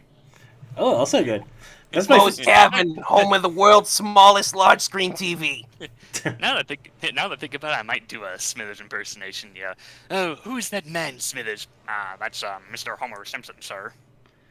That's my favorite joke of the show, when Homer's like writing his name super large on his wall, and Burns comes in and "Who is that man?" and Homer just explodes with anger. That's my favorite joke. But yeah, that was very good to Mr. Burns. Yeah, you can all do And very of course, there's the I can also do Barney Gumble. well. and the gold Homer bit. You know, like, oh, hey, Homer. Hey, did you change your hair or something? Look closer, Lenny. Oh, I get it. You're made entirely out of gold. Yes. Probably could So do. there's my Lenny impersonation. I probably could do Skinner, where it's like, oh no, it's the steamed hams that's cooking. Steamed hams, steamed clams. A freaking steamed ham. I never really got that. It just kind of flew over me. Oh, I mean steamed hams. It's a regional dialect. A regional dialect. What region? Upstate New York. Really? Well, I'm from Albany, and I've never heard the expression steamed hams. Oh no, not an Albany. No, it's a unicorn impression. It's an Albany expression. You might say unicorn, I was saying Albany. Yeah, I got that backwards. Sorry. Yeah. Steamed hams. Yeah. Also, a meme I never quite got. Oh well, guess it's a New York joke. There was a it was either Gmod or Source Filmmaker version that was Coach and Nick from Left 4 Dead 2. Yeah, I think I've seen that one where it's It's brilliant. I highly recommend it. You should watch it. Yeah. All right. I've seen one where it's a fan-made animation where it's in the style of the Lego Simpsons from that Lego Simpsons episode special they did. It's really amazing. It really does look like it came from that special. I saw one from Phoenix Wright style, and I love that one. That was pretty good. They did a very good job imitating the Phoenix Wright games. Memes. But yeah, so that was plenty of Simpsons goodness. Yep. Yeah, that Simpsons that I haven't watched in a long time. I haven't seen it, but it's still going. It's like SpongeBob. It'll never die. I guess not. Well, there must be some people watching it, so... One said that my Barney impression sounded more like Dr. Marvin, but I don't know who that is. Isn't that the blah, blah, I can't come up to word. The guy with the electrocutes the whole family at the start. It's this fat guy with this very heavy voice. I don't think I've heard of that character. Yeah, he only was showed up in in- the first season, I think.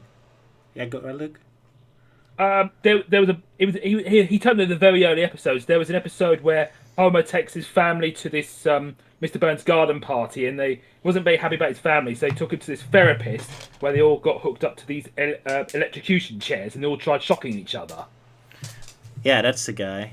But yeah, he was killed off very early on because the voice actor hated doing his voice.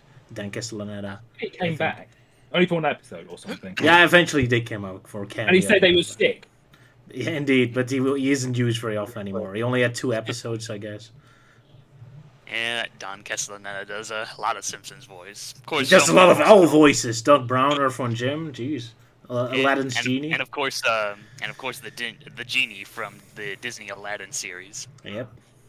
Oh, he was the genie for a long time before he became too expensive for even Disney to bother with. From Jim. Yeah, because I remember in the cinematic version of Kingdom Hearts Coded, they got somebody else to do the genie who sort of sounds a little similar to Robin Williams. Yeah, I didn't actually like the new genie at first until I stopped trying to compare him to Dan Castellaneta and started comparing him to Robin Williams, and he does really well. Speaking of yeah. which, have you actually heard the Japanese voice of Genie? No. He is incredible. He actually just sounds like Japanese Robin Williams. Oh, nice. Ah, nice. I recommend looking up the song "Nothing in the World Like a Friend" from Aladdin 2. Find the Japanese version of that. He does all of Robin Williams' voices, even though Robin Williams wasn't in Aladdin 2, but still. Awesome. Yeah. An alternate universe where Robin Williams could have voiced the genie in that Return of Jafar.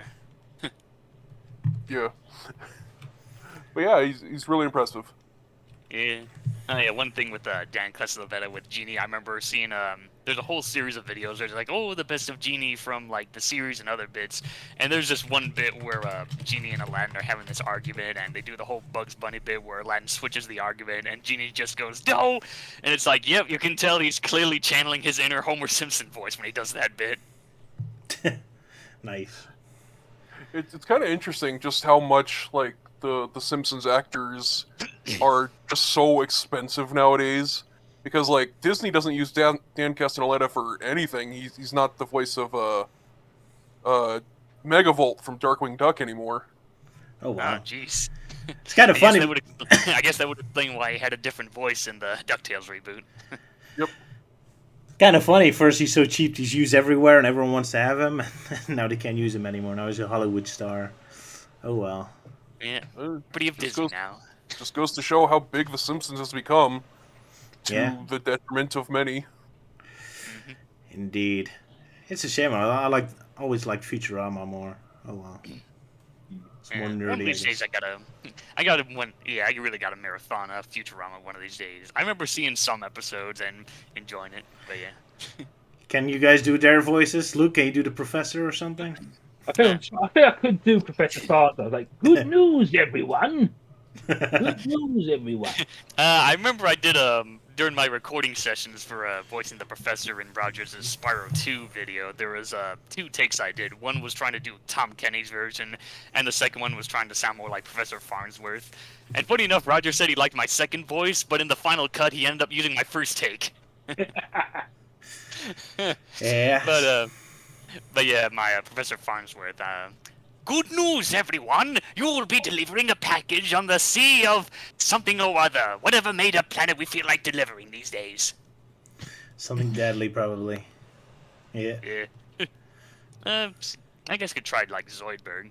Yeah. That's my joke. I'll kill you. Ah!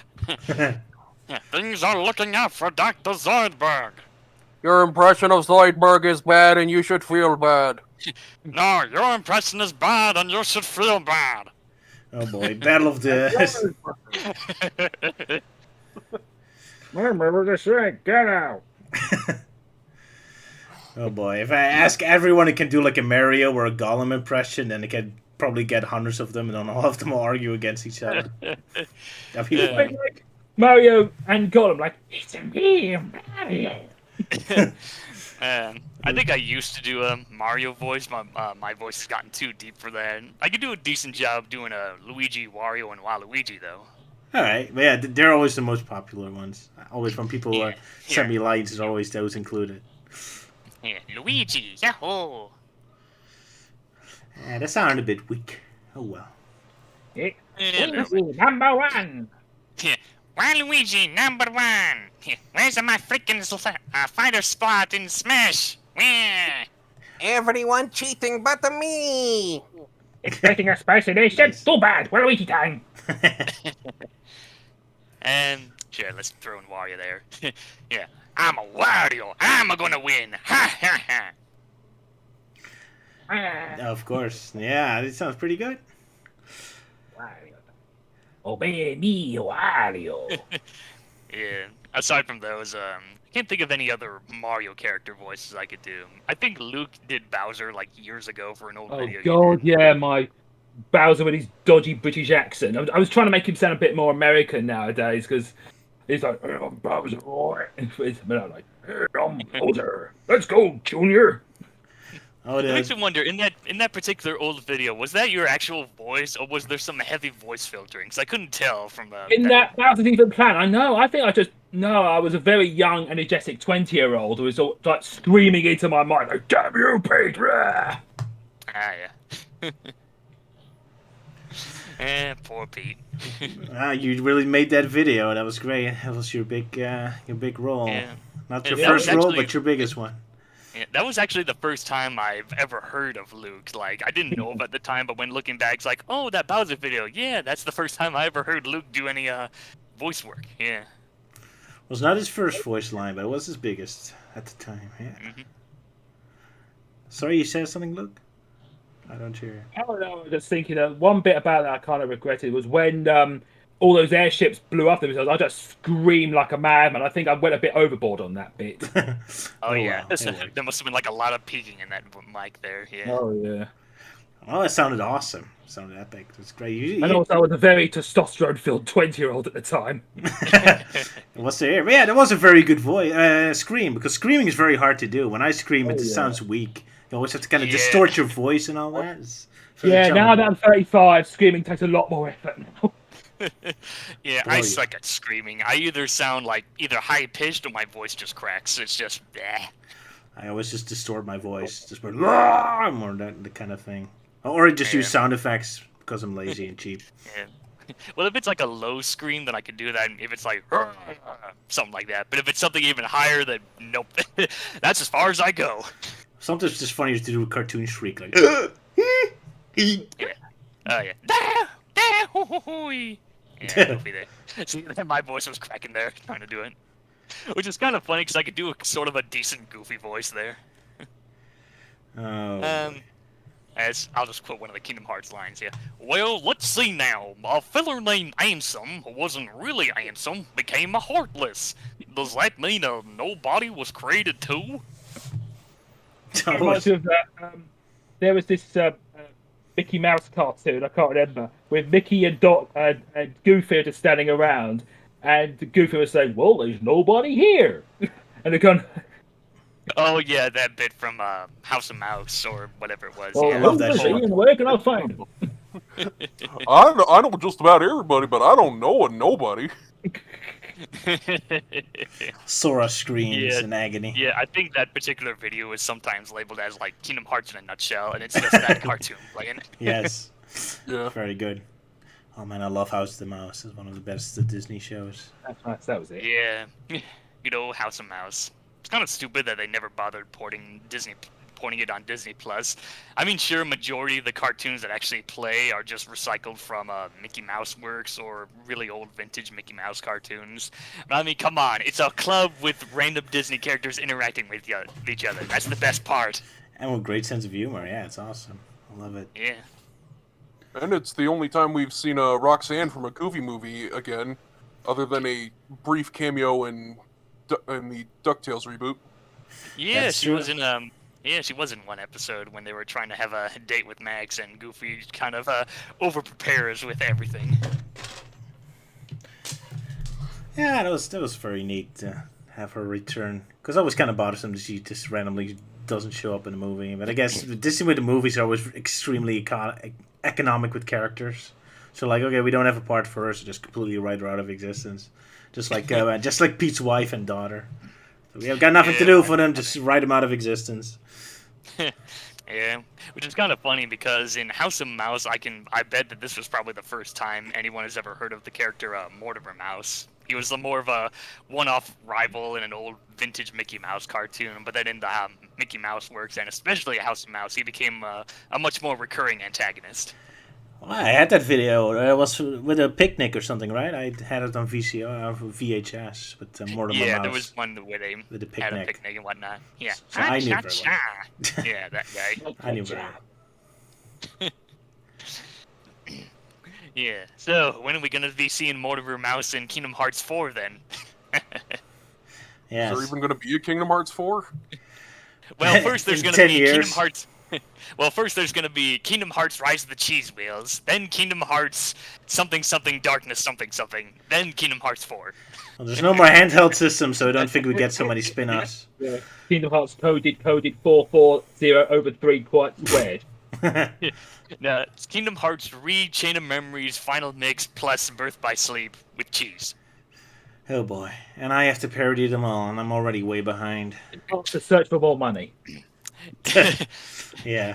There's still Kingdom Hearts 3, Memory of Melody, and of course the mobile phone game, which now the gameplay has been gutted out, so now it's just a cinematic version.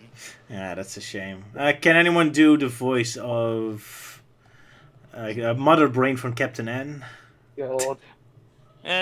Gee, I don't think I can do that voice. I've never actually seen it. So the only one, Well, I have seen clips from that particular character, so best way I can describe it is Mother Brain, in that cartoon, basically sounds more like Audrey 2 from Little Shop of Horrors. Feed me, Seymour. Yeah, I think the only voice that comes to mind when I think of Mother Brain is from the Starbomb song "Regret Droid," where Aaron Hansen voices Mother Brain. Yeah. Okay. Yeah, that sounded like Audrey too. Yeah, didn't you have your wife voice Audrey in that IDW Sonic parody video at one point? Yes, I did. So maybe she should be doing that voice, but Yeah, that'd be entertaining. Mother Brain, Here's a fun impression I can probably cheat to do. right? But for anyone who's seen Has Been Hotel, here's my impression of Alistair the Radio Demon. Why does anyone do anything? Sheer absolute boredom. Oh yeah. You good? Team with Mike there, but yeah, it sounds good. So it's pretty good. Oh, here's my wife. She's gonna do the impression for a Mother Brain now. So you were talking about me, eh? Alright, Audrey 2 is easier because I know the lines a bit better. Like, feed me, you fools, feed me all the lemons. Thank you. Have a nice Yeah, evening. as for Little Shop of Horrors, a little bit of weird history with me. I know there's two versions. There's like the old black and white one that's probably more well known because what is it? The guy from Psycho. No, not Psycho. It's The Shining. Yeah, the main baddie in Shining. He has a cameo in there. Jack I Nicholson? very barely remember the animated Yeah, series. Jack Nicholson. Yeah, he has a very brief cameo in the old black and white version. Yeah, a very young Jack Nicholson, surprisingly. But yeah, as for the more popular 80s one, well, 80, whatever version that was, yeah, I haven't really seen it all the way through. I've seen bits and pieces of it. I have seen the one with, like, the final cut ending where, you know, oh, the plane's destroyed and happy ending, yada yada. But I did eventually see the alternate ending, which was much more different. But, no, my only main knowledge of Little Shop was the, cartoon kitty version, Little Shop. Yeah, that was something that I covered on Forgotten Media. Although I didn't do much of it because back then I only did the first episode because, well, it was the only episode I had to work with. But nowadays I know someone out there has uploaded all the episodes on YouTube. So hey, there's an idea. Maybe I'll revisit that for upcoming episode. All right, cool. There's an idea. Yeah. Right. Yeah, Yeah, anything else? Or do we... Who wants to hear me do Popeye? Yes, sure, go ahead. Popeye! Well, blows me down. Yeah, I remember you. Yeah, there was that one bit in the outtakes that I did from that co-op episode we did, and there was that one bit you were trying to do Geppetto's voice, and then you suddenly went into Popeye's voice. Yeah,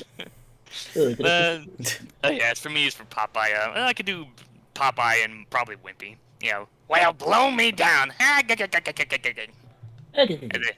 of course, Wimpy, the guy always asking for hamburgers. Yeah, I will gladly pay you Tuesday for a hamburger today.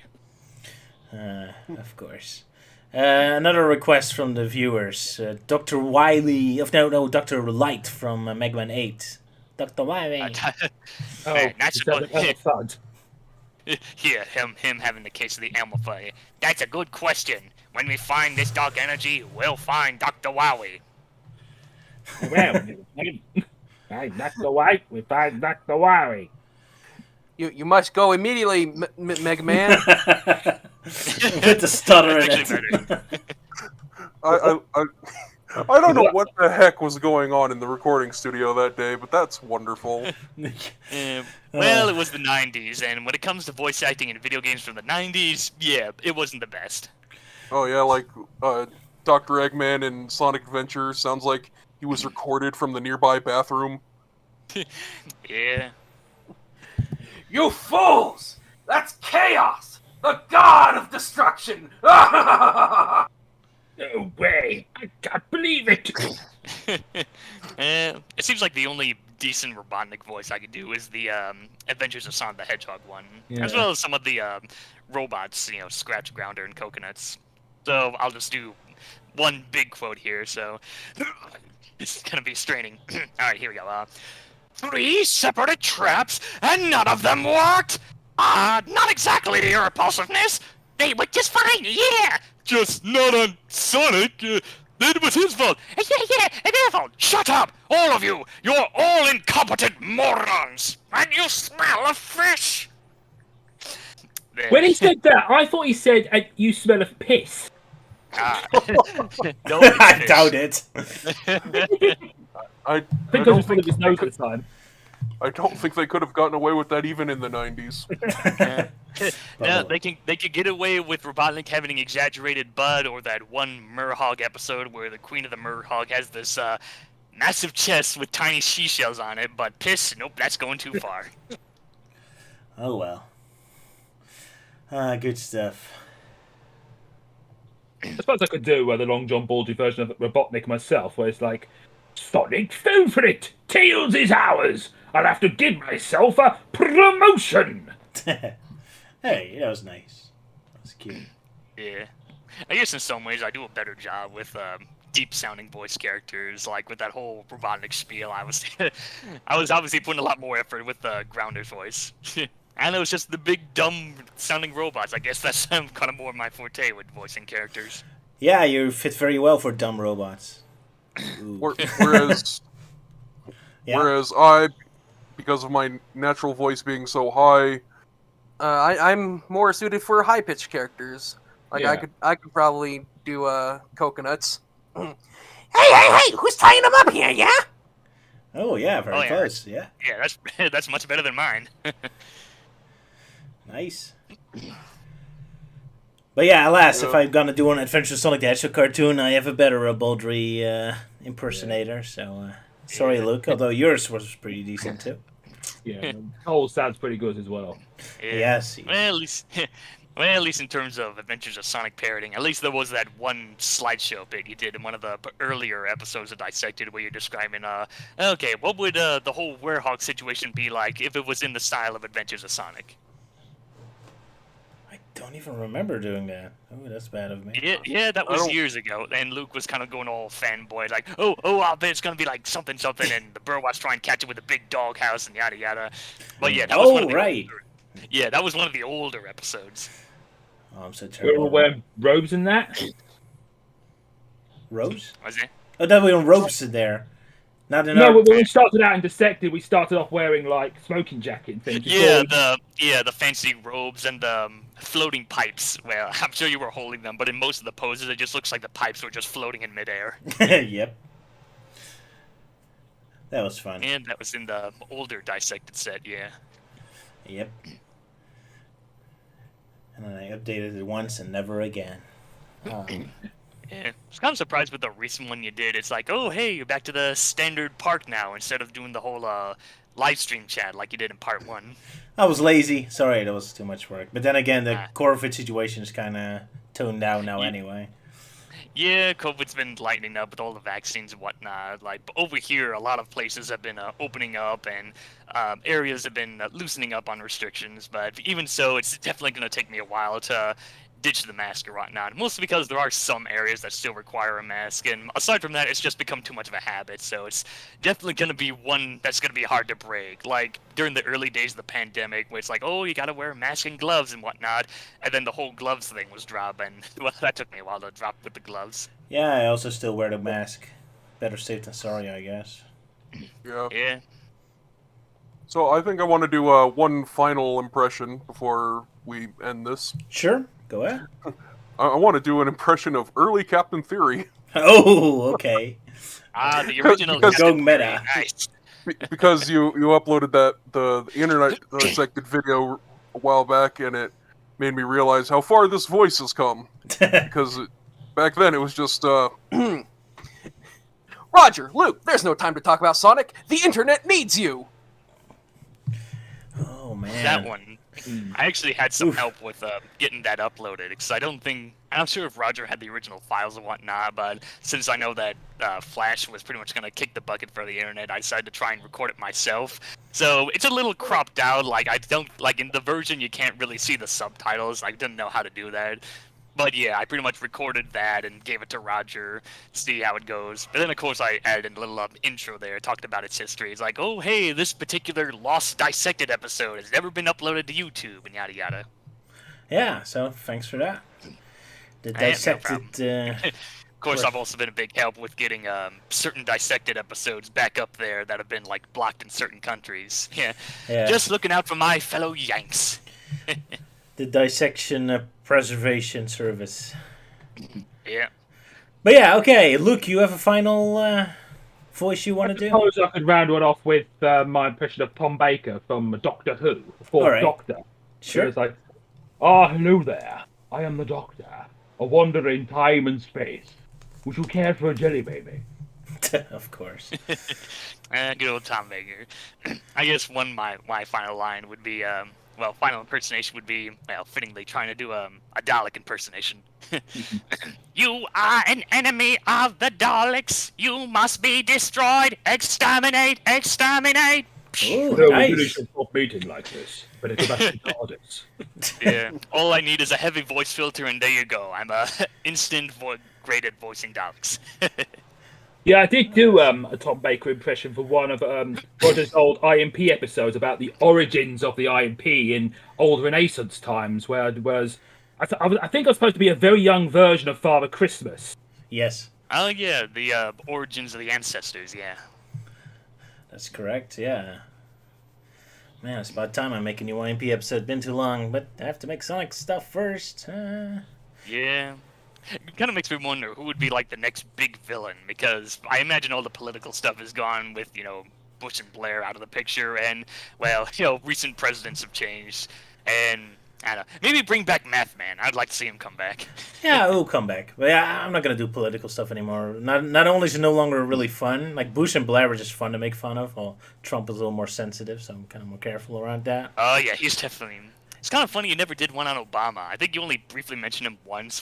That was the episode where Bush and Blair were getting kicked out of the I White think House. But Boris that's Johnson. I think Boris Johnson would probably be an even bigger goofball than Tony Blair. He would have, yeah, probably. With his stupid hair. Stay at home. Yes. Stay at home. Use your masks. We might. That's it. He would have been a great pair with Trump because he kind of looks the same kind of face. Yeah. Yep, definitely the same kind of hair. Maybe they're twins. Oh my. Yeah, okay. Come up with all kind of crazy plots for that. Clones, whatever. Oh boy. Yeah. But yeah. I'm not doing that sort of stuff. The problem is I don't make them quick enough. So with political stuff, you have to be very on the nose. So if it takes a month or two to make the cartoon, then you already missed your window of opportunity, basically. So that's why I'm not really adding that anymore. Yeah, and as for me, I don't get involved in politics. I don't really throw in any big political jokes or anything. I guess there was one time I did come close to doing it. Well, not much political, but more a little sensitive. It was the Nights in the Dreams comics that I covered on Forgotten Media. So there's the second miniseries talks about how there's this terrorist group that's trying to blow up the Twin Seeds Tower. And it's like, well, okay, Twin Seeds Tower. It's like, 9/11, should I go that far? It's like, nah, I eventually scrapped the whole thing because in hindsight, the joke really wouldn't make sense because despite the fact that it's called the Twin Seeds Tower, it's only just one skyscraper. And instead I just went, oh, they're going to blow it up because they don't like it. Because, yeah, they never really clearly explained why exactly they want to destroy this random skyscraper. Oh well, video game bad guys. Anyway, yeah, I guess this is the end of this. We had an official Dissected. We had a bit of a silly voice round, so I guess this was a more relaxing round this time. Next time we're going back to Sonic X and IDW again, right? Yep. And maybe I'll actually join you for the Sonic X this time. For the baseball episode, yes. Anyway, I think with IDW we're finally going back to the Zombots. The big famous we're one? coming close. Yeah, we're coming close to the Zombark arc. I think we only have I think there's 2 issues, and then we jump into the story arc. Oh, we do 4 issues, so I guess we have the first... Yeah, 4 or 5 issues, or whatever the count is. We're doing 4 now. Yeah, maybe we should take a look what works the best. But yeah, that's for next time, so I guess this video is over now. So thanks you guys for joining us. It's been a bit of a weird episode this week, but we needed a bit of a rest, I guess. Yeah? A weird but very fun episode. Yeah. Definitely. I hope so. So I hope you enjoyed. Also, come on, England! Oh, right, yeah. It's the big final big match for you. Tonight. Yeah, England versus Italy. Oh, boy. Well, best of luck to you. We got any, any future projects that we're working on aside from that? This is a project he's working on. It's soccer. It's sports. It's a big EK world tournament or a European tournament. It's the big finale. So Luke is going to have a noisy street tonight. You're probably cheering from either England or Italy. As for me, I've been working on a new project recently where I'm trying to extract the music from a game called American McGee's Alice. American McGee's Grimm, exactly. It's an episodic game where you play as this evil dwarf going through cute and cuddly fairy tales and try and turn them back into their darker origins, making them more dark and twisted. And I'm surprised that this game is almost 15 years old and no one has ever bothered posting the game's soundtrack on YouTube. So recently I just said, screw it, I'll do it myself. So I've been experimenting with recording gameplay footage with music or other tracks, and then just extract it and export it and yada yada. Interesting. Oh, and the game didn't get much of attention then. Yeah, Captain, you have any final comments? Sorry? Yeah. I swear I'm almost done with my Game Grumps stand out of context video. It shouldn't have taken this long, but it's almost done, I swear. Sometimes it's a lot of work, yeah. Oh, well, best of luck to you. Oh, sorry, Melting Man wanted to say more? One more thing with Grimm's, didn't get much attention. Well, it's probably because when it first came out, it was exclusive on GameTap. It was some kind of a video game streaming service subscription thingy that nowadays has gone the way of the dodo. Fortunately, the game has been ported onto Steam, so anyone can play it, where it has 23 episodes. The first one is free, along with the program to use it. And the other episodes are like $1 a piece. So yeah, I don't know why it doesn't get much attention. I find it's definitely a very simplistic game. You just run, jump, and watch cutscenes play. I think it's one of those games where it's more of the dialogue and witty, dark humor that has its charm. There are several Let's Plays out there here and there, and of course I already covered the Grimm comics on Forgotten Media, so maybe one day I'll do a more full, in-depth look on the game itself. We'll see. I only played the original game. But yeah, I guess this is it. So goodbye, everyone. See you in 2 weeks again. Thanks you guys for joining me. And farewell, friends. Goodbye. And good luck, England.